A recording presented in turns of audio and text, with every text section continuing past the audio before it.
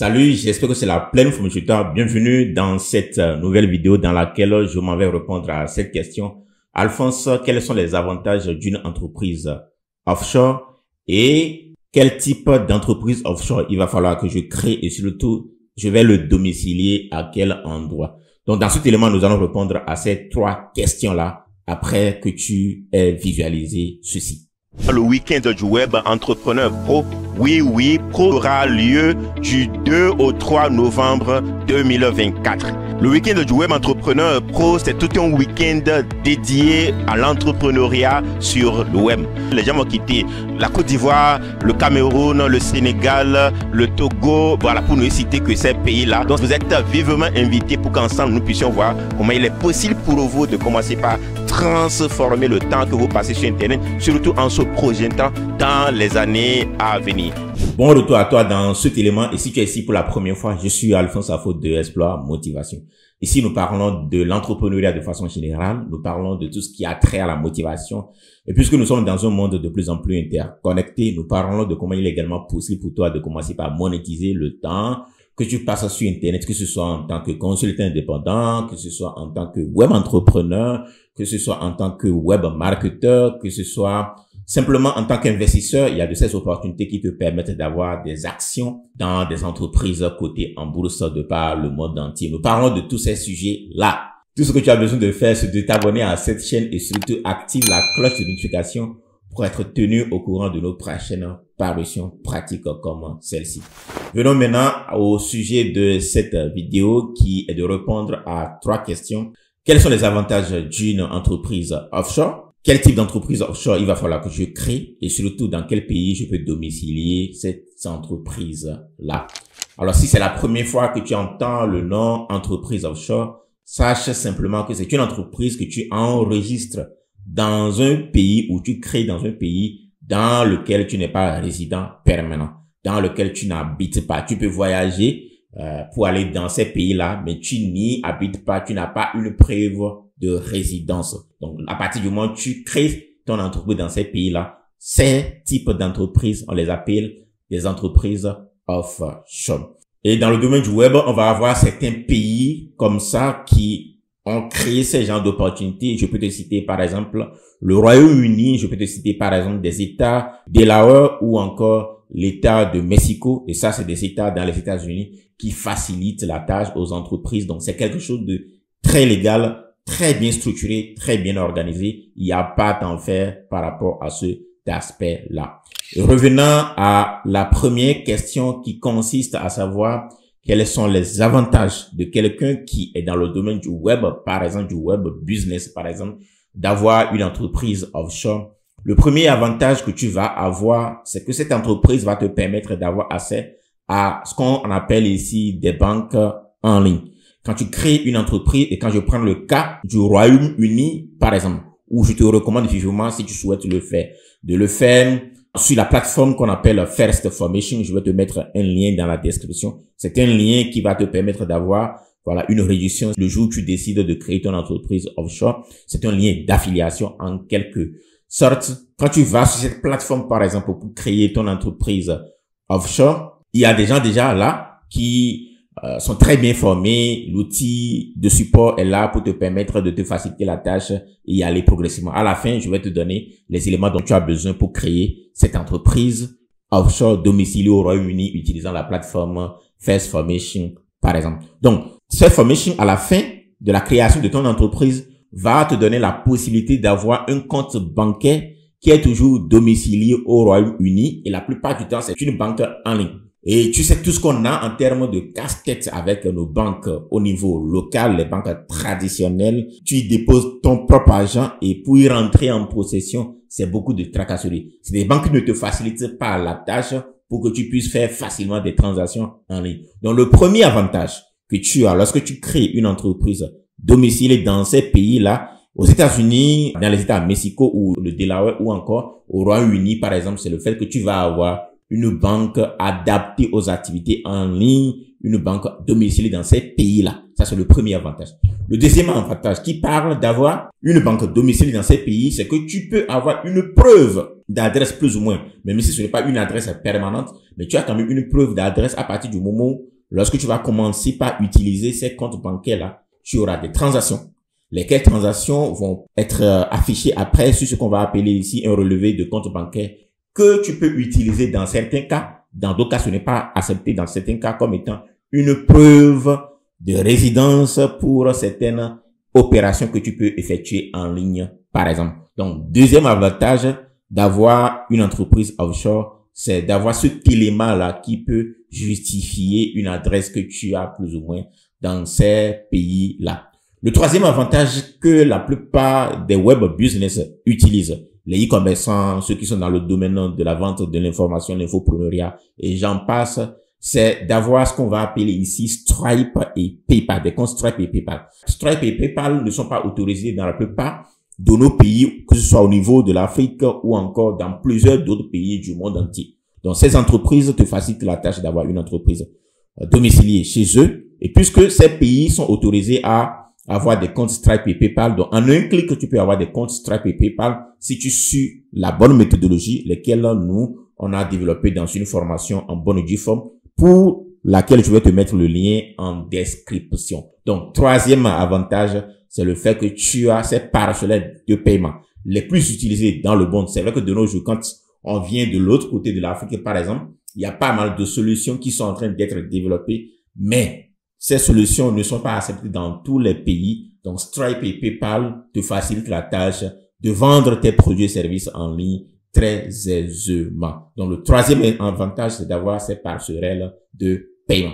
Le quatrième avantage que j'ai expérimenté moi-même et que je m'en vais également te partager, c'est le fait que tu peux, grâce à cette entreprise que tu as domiciliée dans ces pays-là, avoir la possibilité d'aller sur certaines plateformes qu'on appelle des brokers qui sont des intermédiaires entre des entreprises, les particuliers et la bourse, par exemple. Les brokers, ce sont des courtiers que nous allons utiliser pour acheter des actions en ligne. Donc, le simple fait, par exemple, d'avoir une entreprise offshore te permet, quand tu vas aller sur la plateforme que moi j'utilise, qu'on appelle Interactive Broker, je vais te mettre également le lien dans la description, de ce courtier en ligne que moi j'utilise pour acheter des actions en ligne.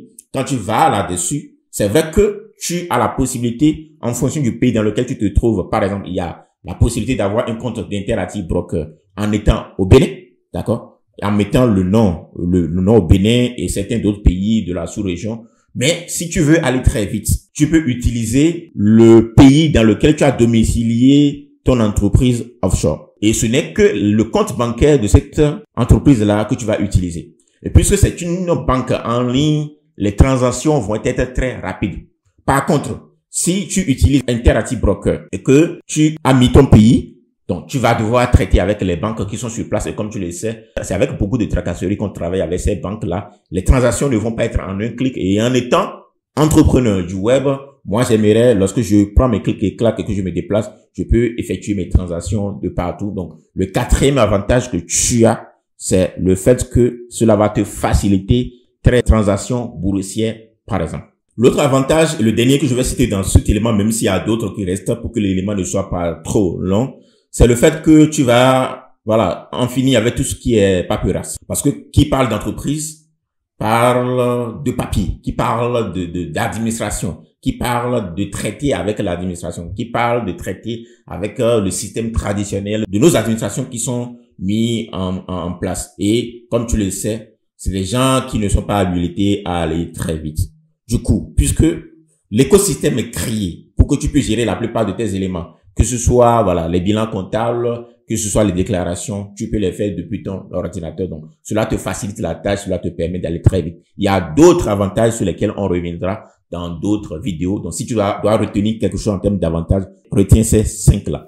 Je réponds maintenant à la deuxième question qui consiste à savoir quel type d'entreprise il faut créer. Alors, si je prends le cas de First Formation dont je vous ai parlé tout à l'heure, pour créer ton entreprise domiciliée au Royaume-Uni, tu vas devoir avoir besoin de ta pièce d'identité, tu vas devoir avoir besoin d'une carte bancaire qui te permet de faire la transaction, tu vas devoir besoin de ton acte de naissance, et une preuve de résidence du pays dans lequel tu te trouves. Comme je l'ai dit, tout est légal pour que on puisse tracer là où tu te trouves d'une manière ou d'une autre. Tu n'as pas à t'inquiéter par rapport à ça. Voilà les pièces dont tu as besoin pour aller sur la plateforme First Formation que je te recommande vivement si tu es de l'autre côté de l'Afrique et que tu veux aller très vite, puisqu'ils ont créé un écosystème où il y a des agents à ta disposition pour te faciliter la tâche, pour t'orienter, pour que tu crées ton entreprise facilement. Maintenant, dans le cas d'espèce, quand tu vas sur cette plateforme-là, je te recommande simplement de créer une entreprise LTD. Un LTD, c'est comme une SARL unipersonnelle. C'est comme une entreprise individuelle. Voilà. Je te recommande d'aller vite. Ça te permettra de ne pas devoir forcément prendre les papiers d'une autre personne, ainsi de suite. Voilà ce que je te recommande. Quand tu es au Royaume-Uni, voilà, il faut créer une entreprise de type LTD. Et si jamais vous êtes associé, vous pouvez aller à un LLPP. La plupart du temps, voilà les deux types d'entreprises qui vont facilement fonctionner et te permettre d'aller très vite. Maintenant, si tu vas de l'autre côté des États-Unis et que tu vas par exemple au Mexico, eux, ils parlent de LLC. C'est également très facile à avoir, mais moi, je te recommande vivement de créer ton entreprise au Royaume-Uni d'une manière ou d'une autre. Ça va te faciliter la tâche. La dernière question qui revient très souvent, à laquelle je veux répondre en termes de bonus dans cet élément, c'est que, Alphonse, j'ai créé mon entreprise offshore et peut-être domicilié au Royaume-Uni en utilisant la plateforme First Formation, par exemple. Et je l'ai créé dans le cadre de mon business d'e-commerce ou du dropshipping. Et pas fini, ce business-là n'a pas marché. Donc, qu'est-ce qu'il faut faire? Il y a deux cas de figure qui se présentent ici. Si le business ne marche pas pour toi, tu as la possibilité de fermer totalement cette entreprise-là. Mais il va falloir le faire dans un certain délai donné avant que l'on ne commence pas à te demander le bilan comptable. Parce que le bilan comptable, en fonction de ce que tu as en termes de productivité, de transactions et consorts, peut te revenir jusqu'à $2000. Donc, c'est un élément. Il faut prendre en compte quand tu te lances dans la création de ton entreprise offshore, surtout que le comptable avec lequel tu vas travailler, voilà, ou bien le service comptable avec lequel tu vas travailler n'est pas dans le pays dans lequel tu te trouves et va être peut-être au Royaume-Uni. L'expertise comptable dans ces pays est très chère par rapport à nos pays. Donc, tu as la possibilité. Voilà pourquoi de temps en temps, il faut aller sur la plateforme pour voir l'évolution de ce service de bilan comptable qu'il faut déposer à un certain temps donné. Et si le business ne marche pas du tout, tu as la possibilité de clôturer en bonne et due forme cette entreprise-là et revenir demain en créer une autre si tu as d'autres possibilités que tu veux explorer. L'autre possibilité est que tu peux mettre cette entreprise en dormance. Le terme utilisé en anglais, c'est en dormance, c'est-à-dire tu peux poser cette entreprise.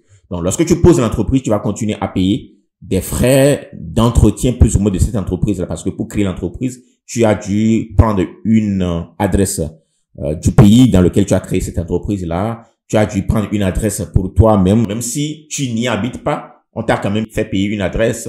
On t'a fait quand même payer des frais d'entretien qui vont tourner autour de $200 plus ou moins l'an dans le cas d'une entreprise LTD domicile au Royaume-Uni. Chaque année, par exemple, tu vas continuer à payer ce montant, mais ton entreprise est en pause, donc cela ne va pas t'amener à produire de bilan comptable. Donc, je te recommande vivement d'adopter en fonction de ta situation ces deux manières-là pour ne pas avoir des pénalités après. Maintenant, un dernier élément avant de clôturer cette vidéo.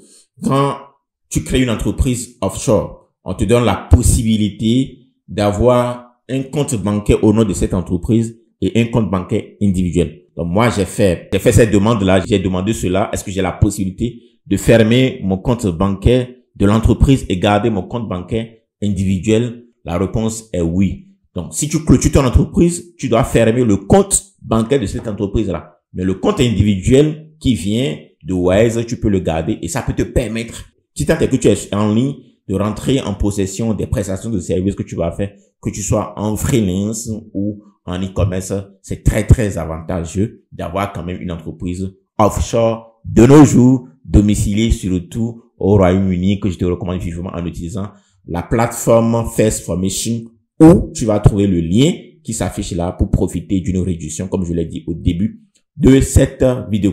Et voilà, je suis à la fin de cette vidéo. J'espère qu'elle t'a parlé. Et n'hésite surtout pas, si tu as des questions, de revenir et de les poser en commentaire. Nous avons également une formation à la matière qui va te conduire pas à pas jusqu'à la création de ton entreprise offshore. N'hésite surtout pas à demander à avoir le mien et on continue d'explorer l'impossible. Thank you. Ciao.